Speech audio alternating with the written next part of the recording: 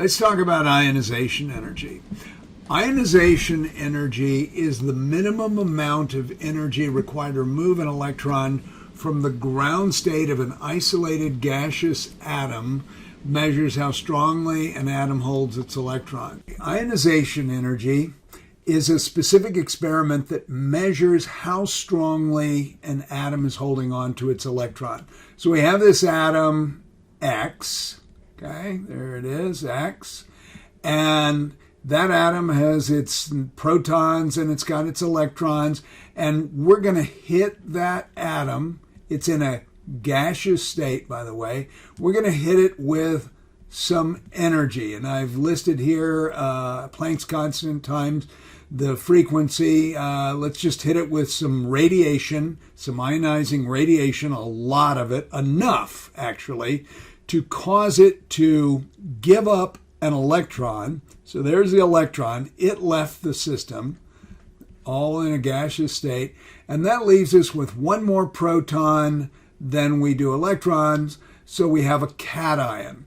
Now, we can measure with the detector the kinetic energy of that electron. We know how much energy we put into that system. And so we can literally measure the work function or the amount of energy that was required to remove that electron from that neutral atom. Okay? That is in essence what ionization energy is. It's just a measurement of how strongly an atom holds its electrons, because the protons in the nucleus are holding the electrons in place. We hit it with some energy. Just think of a baseball sitting there and you swing a bat and you hit the baseball and you knock the baseball out of the park. How much energy did it take to do that? Same sort of idea. So let's take a look at what you might think the trends are. Take a look at sodium. Now, sodium metal doesn't exist on the planet as an atom. The reason is it's so easy to oxidize, to ionize to that +1 cation.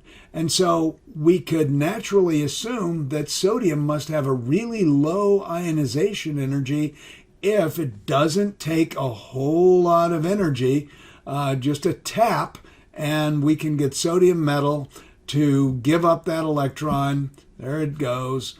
And so this would have a very low ionization energy, because we don't see sodium atoms anywhere. We see lots of sodium cations.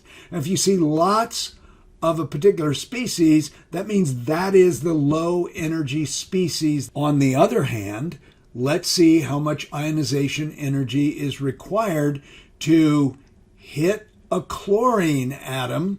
And again, we're in the gaseous state.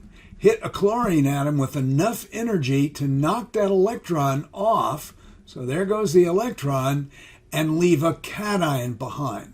Well, ask yourself, how often do you see chlorine with a +1 charge as a cation? It's a nonmetal. Nonmetals tend to gain electrons, not give up electrons.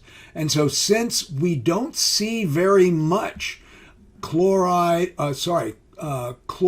cation running around the planet, we can assume it's really hard to knock an electron off of chlorine. I have to really bang into chlorine with a lot of energy to get it to give up that electron. So by that reasoning, we could suggest that chlorine must have a really high ionization energy. And we use a capital I and a capital E typically to symbolize ionization energy.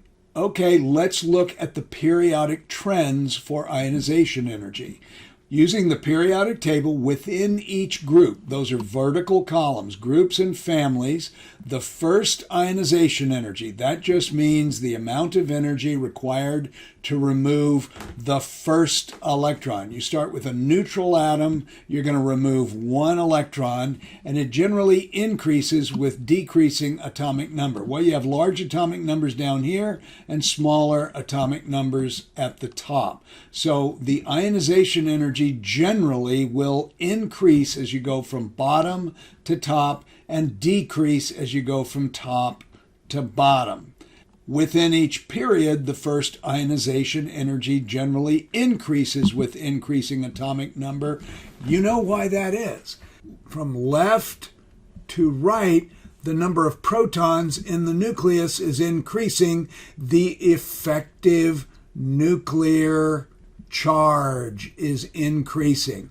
This chapter is really, if I could say it in a nutshell, it's all about effective nuclear charge and the properties of the elements that are imparted to them by differing amounts of effective nuclear charge. And as we go from the left to the right, the number of protons is increasing, and so the effective nuclear charge is increasing, and that means that the ionization energy increases from left to right. So, real quick, ionization energy increases going from bottom to top, and it increases going from left to right. So over here, we have high ionization energy.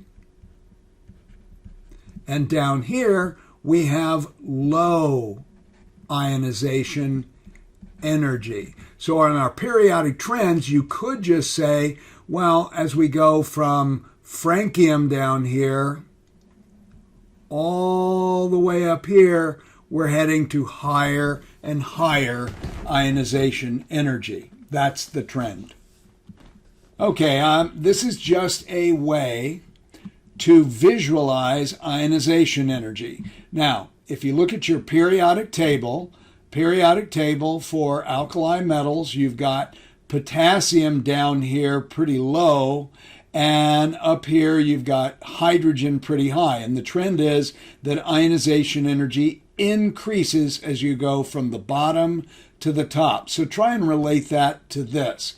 Here we've got hydrogen, and hydrogen has a higher ionization energy. It's at the top of the group 1 elements, and so it takes a lot of energy because this is a longer distance. The electron in the valence shell is attracted to the nucleus more tightly because it's closer, and so if you just think about it from that, it's got a longer way to go to get out of the effect of the nucleus. For lithium, the electron is a little further away from the nucleus, so it doesn't require quite as much energy to get that electron out there. And as we go down the periodic table, that valence electron, that first electron, is further away from the nucleus, so it's more weakly held, and they ionize more and more quickly. Same thing for potassium. The electron in potassium is going to be further away from the nucleus, so it's more weakly held, and so it ionizes even more quickly.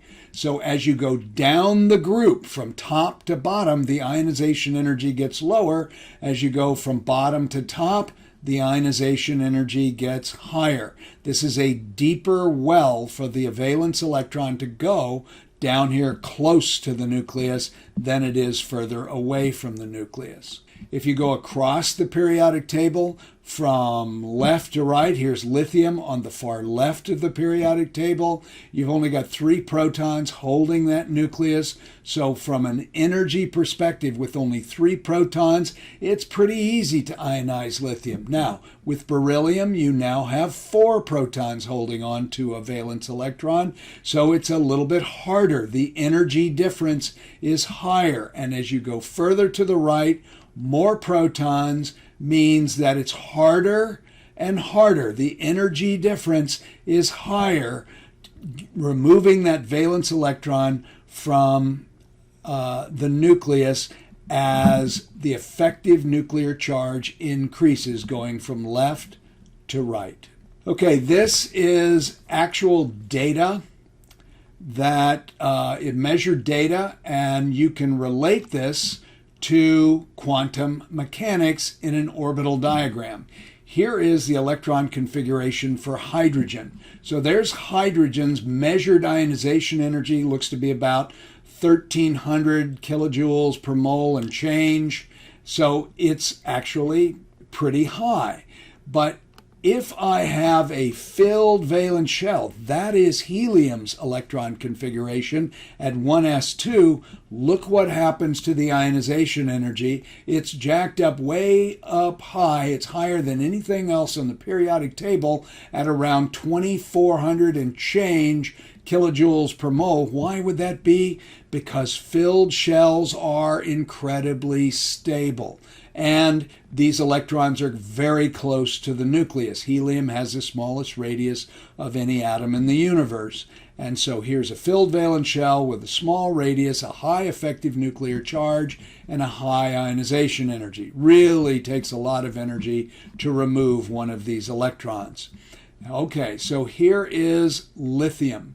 And lithium, notice that the ionization energy really drops down here around 500 kilojoules per mole, because what have we got? We've got a 2s1 electron, and if this electron will only leave lithium's orbital, its 2s orbital, you'll go back to having noble gas helium electron configuration. We wind up with beryllium. Now we have a 2s2. The 2s orbital is filled, and so we have a little peak here for beryllium. And then we go, and this is boron. Boron has an unpaired electron in one of the 2p degenerate orbitals, and so we have for boron a drop in the ionization energy. And as we go across the periodic table, the number of protons in the nucleus is increasing, so the effective nuclear charge is increasing, so is the ionization energy.